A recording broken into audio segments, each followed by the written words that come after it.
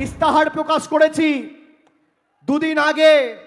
আমরা বলেছি ইন্ডিয়া জোট ক্ষমতা এলে আগামী দিন দিল্লির বুকে গণতান্ত্রিক প্রগতিশীল ধর্মনিরপেক্ষ সরকার তৈরি হবে, আর যত ভারতবর্ষে গরিব মানুষ আছে সবাইকে বছরে 10টা করে এলপিজি সিলিন্ডার আমাদের সরকার বিনামূল্যে দেবে, কেন্দ্র সরকার পরিবর্তন হলে।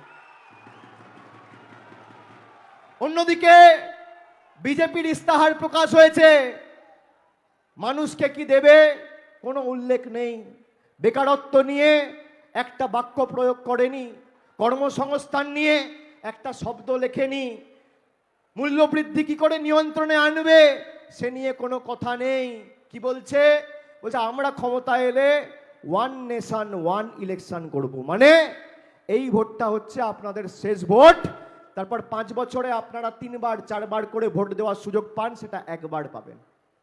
মোদির ওয়ারেন্টি আর বিজেপির ওয়ারেন্টি এটা হচ্ছে ভাঙা অডিও ক্যাসেট, আর দিদির গ্যারেন্টি তৃণমূলের গ্যারেন্টি হচ্ছে হাই কোয়ালিটি ডিভিডি।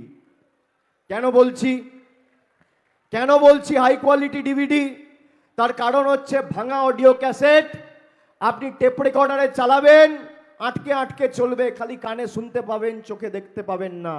আর ডিভিডি চালালে কানে শুনতেও পাবেন, চোখে দেখতেও পাবেন, যা কথা দেয় কথা রাখে, তার নামই তৃণমূল।